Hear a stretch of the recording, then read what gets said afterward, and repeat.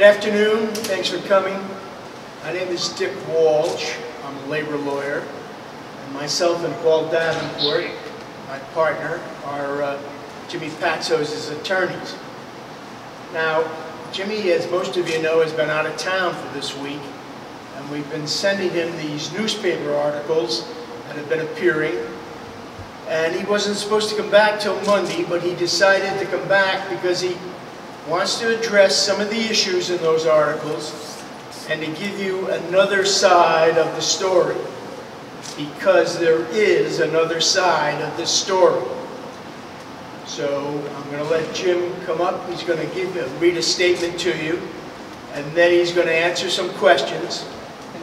I think the statement will answer most of the questions you have, but if not, he'll answer some questions. But remember, this is a continuing investigation, so any specific details he may not be able to answer. Without further ado then, Jim, would you come up and tell us? These are three of the managers that work for me, Wes, Sherlock, and Rob McCarthy. It's really an honor. I'm surprised. I mean, I know that this is an ongoing investigation, so we're not supposed to have any players or anything like that involved. So I brought a picture of what we think of our managers, how important they are at Siena College. There's players' pictures on the wall, former and current, and these are our managers. Sherlock's here, Wes had graduated, and Rob. I just want everyone to know how serious I take this. This is not a press conference after a game. I appreciate you coming. It means a lot to me. A lot of you in here know me best. You know, we've spent a lot of time together with open practices, and I just wanted to read a statement that Dick had. And I'm here today to address the media reports regarding my conduct towards one of our managers. Let me start by stating that the college, our program, my players' reputation have always been my top priority. And I regret it and am saddened by the impact these stories have had on our reputation. Siena's a great place. And we want the ability to move the basketball program forward. I was on the plane today, and 5 years ago today, I flew up here. I was never so excited.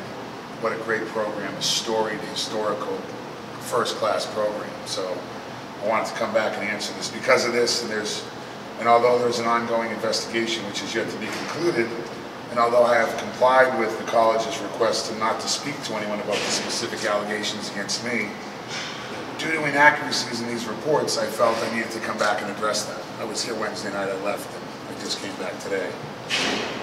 These stories claim I verbally abused a student manager who has OCD. Let me just say that's not true.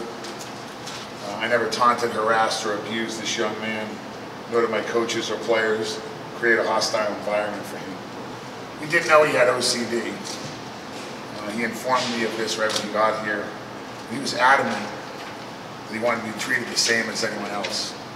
I don't want to say his name, but I absolutely love this manager. Me and my coaches and the players, he was part of it. We're a family. We're a family. The managers are a super important part of this family.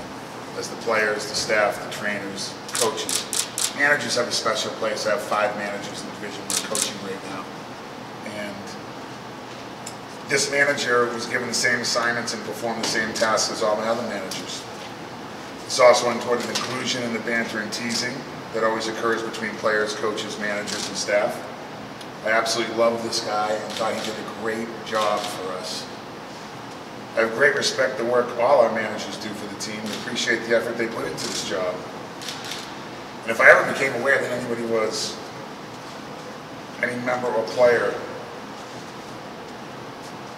were making actions or were making him or anyone else uncomfortable, I would swiftly end this. I would want to know this right away. I'm very protective of the managers because of the work they do, an integral part that they play in our program. Because they do a lot of the stuff that, you know, sometimes the grunt work, things that people don't want to do, and I want to make sure how much we appreciate that, and that makes them an invaluable part of our family. This would be particularly true of any conduct making this young man uncomfortable, because he actually became and still is a favorite of mine. I've always tried to mentor him because he wants to be a coach. I thought we had a strong bond between us, and I was greatly surprised when he had heard he had made this complaint. He and I were often together. We had almost daily communication by telephone or text. I relied upon him greatly. My wife would comment at night, "Are you texting again with this manager about the NBA or college," or having him put basketball things on the board. Often called him my number 2 man. I continue to fully cooperate with the college as this investigation continues. Other than today's statement, I will continue to comply with their request that I not speak to others about it. This is supposed to have been quiet. You know, I've complied completely, and Dick will handle that. In regards to the recent stories regarding the per diems, I have no knowledge about these reports. The distribution and accounting for monies has been handled by my assistant coaches and by Dennis Bates, the business manager at Siena. I'm not involved in this situation. I've never once got money handed to me for per diem. I don't touch the money. I get in line just like every other player and get what's assigned to me and sign on the dotted line. I don't handle the money. Furthermore, neither I, nor to my knowledge, any of my coaches ever used a player or manager's per diem for personal expenses. To date, I've not been aware by the college of these specific allegations regarding the per diems, other than they brought in an outside law firm to investigate this matter. Once again, I will fully cooperate with any investigation and continue to be open and transparent. Openness and transparent is huge in our program. And I've been, as I have been with this investigation regarding our team manager and any other insinuations, I've been fully compliant from top to lowest. I've done exactly what they've asked me to do, and that's included not talking to the players about any of this or being in meetings with any of the players. I really want to just, before I take a couple questions, I'm not going to take a couple, but really appreciate you guys being here. It's a very serious thing that they came and did. You know, it's not easy for them. I didn't know they were coming. Our managers get jobs in real life. They're not going to play basketball. Some go on to coaching. We've always been very open and transparent, and our managers are included in that. You know, whether we started with Montreal, it's just a quick thing about how much I love players. I got into this thing 30 years ago. It's more from the heart. Because I love student athletes. I love 18 to 22-year-olds.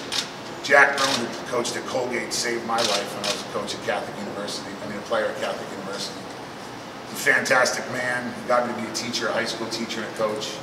And then worked 13 years for Gary Williams. We won a title. Loyola, and 5 years at Siena. A great place. Siena is a great place. I love this place. It's part of our family is Siena College, is Siena basketball. I understand the responsibility that comes with that. Nobody was more disappointed about a poor season on the court than me. It's my fault. We were 8-24, it's my fault. We didn't prepare the team enough. We didn't perform in critical situations. We had a lot of close games with a very young team. I'm looking forward to having more experience and turn close losses into close wins. You know, but whether we went to Montreal and talked about Jackie Robinson or Lafayette, I went to, Lehigh and talked about Lafayette. Lehigh is the oldest college rivalry. You know, whether we talked about Paul Pierce retiring, it's funny, I have on here my notes about the day we looked at Kevin Huerter's performance at Syracuse. His brother plays for me, his father's a great player at Siena. This is all tied in. You know, we visited Lewisburg. We went to the prison where Bayard Rustin, he wrote I Have a Dream speech. He was a black gay guy that got jailed because of that. He was Martin Luther King's right-hand man. These type of things are all part of educating. Women's volleyball, the championships showing them. These are all things we do to educate people. It's my job to educate these young men because there's a life after basketball. I've never gone to Sandy Hook at night after a loss and showing how tragic that incident was. It's just about me teaching the players and the managers what I feel is there's a whole other world. This is the journey. This is their journey. It's a precious journey they're on. I understand that. But I love the players. I love the managers. The managers were probably one of my favorite parts of coaching in 15 years as a head coach. Many weddings, many celebrations, babies born. These things are ingrained in me and I value them. This is not a laughing matter, it's a serious matter, but they bring me the most joy at practice every day in terms of how much they want to be coaches or they're hard working. And, you know, the players are great. I love the players. I love the alums. I love the fan base. The fan base is hungry here. I respect that. They want to win. But it's about educating kids. That's why I did this. I just wanted to educate kids. I would have had a lot of people here if I didn't get blindsided by this. But you know me. You know, I'm saying most of you know me. You know, my practices are open. I'm very transparent. I open a lot of media to the media, the locker room. I've never said no to anybody needing an interview with me or with the players because they have to learn how to deal with this in this society. And this is a learning lesson for all of us, including me most importantly. I've continued to learn, but these young guys have done, I just have such a passion and a love for the players in the program. I'm so lucky to coach college basketball. I'm so lucky to be part of managers. I wanted to emphasize that. This is straight from the heart. They're the lifeline of the program, especially, you know, a smaller school, and sometimes the resources are what we make. They do it for the love of the game. I have two managers that wear uniforms now. They love the game so much. This particular manager, I want him to become a coach. I think he has what it takes. I'm not angry or anything at him. Wish I could hug him. I'm not allowed to hug him right now. We constantly got affirmations from him and his family about how well he was doing and loved the program. That made me so happy. So that's about all I have on that. You know, on the disability thing, I always learn, don't disable the disabled. At camp, we have a guy, James Cheney, who's in a wheelchair. He's our lead guy at camp. My nephew has autism. I take that very seriously. He works 2 days a week at the 99. You know, having a guy run our camp for 5 years who's lead voice, the first person the kids see who's in a wheelchair, I always thought that was a valuable lesson for all of us, especially me. I'm grateful. He's a friend. You know, those are just things I had on my mind. I never would say anything to be hurtful. I wouldn't do that. I would never be constantly picking on some kid. It's not me. I'm a generous, giving guy. If anything, I pick on myself. I constantly told the players and the managers, nobody's made more mistakes than me. You know, you guys have your whole world ahead of you, you know, trying to get back in shape, etc. Those who we the staff, Hammer, the strength coach, my assistant coaches, the managers are right with us. I just want everybody to know that. I don't want it to seem like these are some guys that I pick on or anything, or they're just here to work. They're an integral part of our loving family. I'm a loving guy, a generous guy, a giving guy, and it really upsets me that this comes out, but it's part of life. I don't really have much more to say than that, unless Dick wants me to say something, but I'm just proud of my record for 30 years, for 29 years coaching. But I got in this for the love of people. I'm a lover. Sometimes you love too much, but I really, really care about the program, and I care about Seattle basketball, and most importantly, the college and the community. And now how lucky I am to be here. Dick? Yeah. Are there any questions? We'll take one or two questions. Remember, we can't ask any specific. Go ahead, Martha. So Jimmy, after listening to you, it sounds definitely like you want to return. You want to be the head coach of Siena for years to come. I mean, it's one of the greatest programs in the country with its passionate fan base, great education. We're here to it's educate the whole body. It's educate the whole mind, and that's a lucky place to coach. You know, we could be really good next year. I think we're going to be really good next year. You know, I have a great signing. I'm a kid who signed here, but our players coming back are very good. We were just so close this year, and I know the losses hurt, and I know things didn't, you know, go so well on the court at the end. And maybe that drives people to look at that and say something's wrong with the program. But we were so close, and we were so young. We were the 8th youngest team in the country. Who wouldn't want to coach at Siena? What a great place to coach. All right, Jimmy, do you think you'll get an answer from somebody or the student himself as to why he came forward the way he did? Dick would have to answer that. We have not been allowed under their rules, which we are trying to respect and obey. We have not been allowed to talk to the student. In fact, we haven't been allowed to talk to any witnesses or anything at this point. And no charges have been brought yet. This is still an investigation.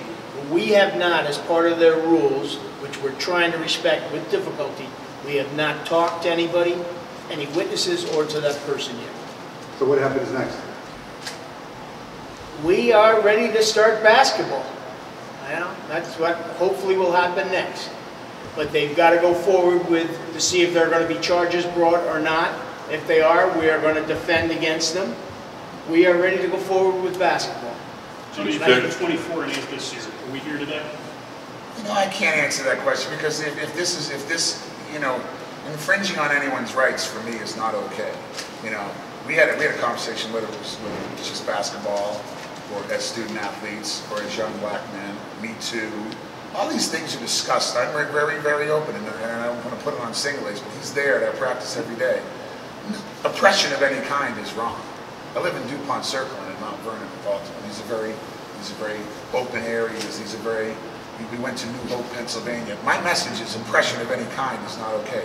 So if it was 24-8, I would never let anything happen to this manager either. That's not okay. Remember, I'm telling you, I love this kid. I love him. You know? But that is an interesting question, one that we raised. And I think that's the last question, Jimmy. That's it. Okay. Is there a timetable?